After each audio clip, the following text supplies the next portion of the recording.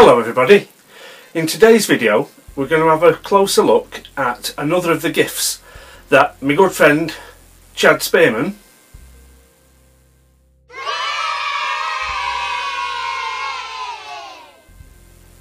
aka the Fat Man sent me in a very gobsmacking gift package recently.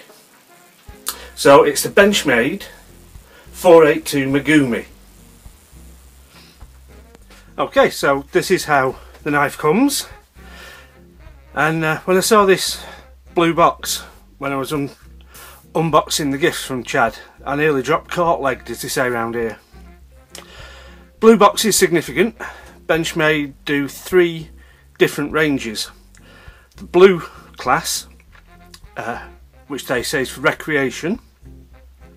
The gold class, which are intended as collector's knives, and the black class, which is for professionals, people who need a specialised blade, or probably more than likely people who just think they do. But anyway, so this is a blue one. We open the box. Benchmade user care manual.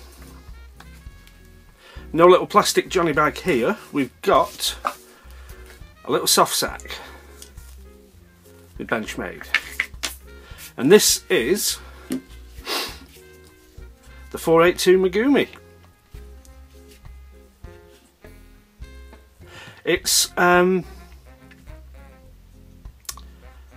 quite a small knife, really, when you consider what is considered average or normal amongst people in the States who regularly carry pocket knives. The close length is just over 3¼ inches, 86mm, and the overall length is 5¾ or 146. The blade is 2.48 inches, 63mm, and it's 2.8mm thick, S30V at 58 to 60 Rockwell. So what have we got? We've got the S30V blade, is clip point with a swedge there at the front, 1 thumb stud, although it does look as though you can swap the thumb stud round if you wanted to, because it doesn't depend on a cutout in the handle to fit. But having said that, the lock release clearly is not movable. The handle is carbon fibre and cocobolo over stainless steel liners, and we've got a carved steel backspacer with a lanyard hole. As I say, it's not a big knife. I can get a 3-finger grip comfortably, and a lot of people I think may want to put a little pinky loop through that lanyard hole. And the cocobolo is carried through onto the thumb stud as well. At this sort of arm's length distance it looks like there's a dirty mark on the cocobolo, but when you look under a lens, that's just the pattern, the grain in the wood.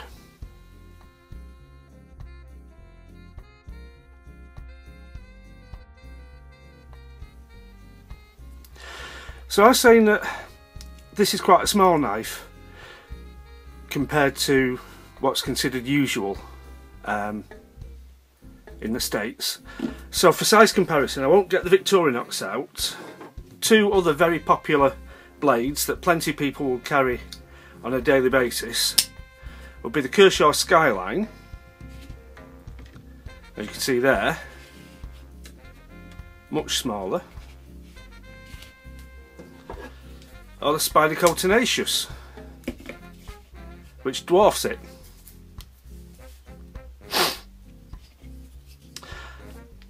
Is that a problem, the fact that it's so small? I don't think it is. My personal belief is that too many people just fall into the habit of carrying the largest knife they can carry, and they sort of assume that small knives aren't up to the job. But as you can see here, we've got no pocket clip and nowhere to fit a pocket clip, and it doesn't come with a belt pouch. So it's clearly intended just to drop in your pocket. A little knife that you'd have in your pocket, available to you for all sorts of things. Can do some good work as well. If you have just taken delivery of something nice in a big box, you need to get rid of the box. So let's have a go.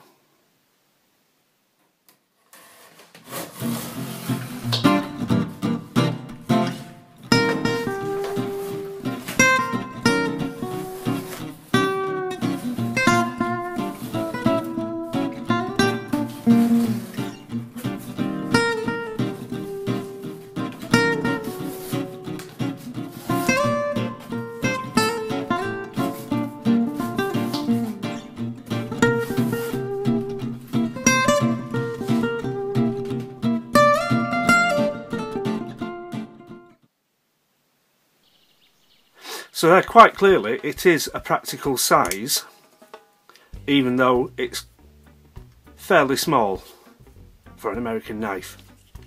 And some of the detailing is lovely. We've got the Benchmade logo there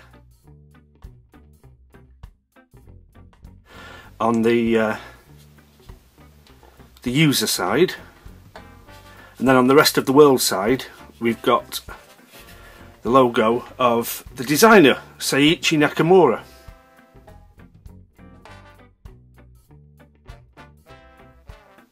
I don't know, but I'm going to assume that those characters are his name. Maybe somebody knows.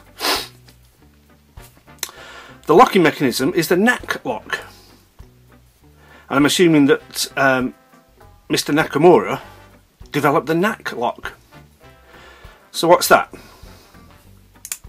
Well, it's sort of a liner lock in that there's a piece of metal which, when the blade is shut, sits back against the liner or within the liner, but it's springy.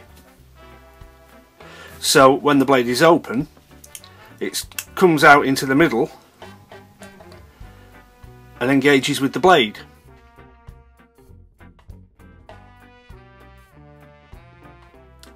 But whereas a normal liner lock, when you try and close it, you're pushing against the locking bar, with this one it's more like a back lock, in that the locking bar hooks over the back of the blade. So when you try and close it, it's pulling on the locking bar, and it's released with a button. It does seem to be a very effective lock. There's no blade play in either direction, and it engages and disengages very smoothly. The blade opens smoothly as well. It's not floppy like some people like their knives, but it is very, very smooth, and you can see quite clearly to the naked eye. I don't know if it'll come across on camera, but the blade rides on phosphor bronze washers, and quite thick phosphor bronze washers at that, I must say. The blade centering is not quite dead on, but it's not going to cause any problem. I may try and adjust that. You've got torque screws for the pivot and the construction. It's an absolutely lovely little thing. It's not a cheap knife either. I couldn't find one of these on sale from a UK retailer, but I looked at Benchmade price for it. Not Benchmade, sorry, Blade HQ's price for it, and then picked another Benchmade that Blade HQ sell at the same price, and when I got a UK price for that other one, it's very expensive. Very, very expensive, Chad. What have you done? I have to say though, it's probably worth every penny. The fit and finish is lovely. The combination of the carbon fibre and the Cocobolo don't always come over very well in pictures, but when you see it in real life, it really does look very nice. So this is my first knife with carbon fibre, first knife with the knack lock, first Benchmade, first blade in S30V, and it does take a lovely edge. After slicing that box up, I gave it a bit of a strop, and it's razor sharp again. Very nice indeed. It's perfect size for me. As I say, I do like smaller knives. I like big knives as well, but I think smaller knives are very underrated. Unfortunately, I can't carry it in public because it is a locking blade, but nevertheless it's a lovely, lovely thing. So if you fancy a Benchmade but you don't want a big daft tactical one, and you don't want a Griptilian because everybody else has got a Griptilian, see if you can get hold of one of these. I believe they do this in an axis lock as well, although I don't know what the availability is like. This is still listed on Benchmade's website. It's not marked as discontinued, so I'm assuming they are still in production. But it is a lovely, lovely knife. So thank you, Chad. I do appreciate that, mate. Very kind of you, very generous, and a cracking addition to my collection. Thanks for watching.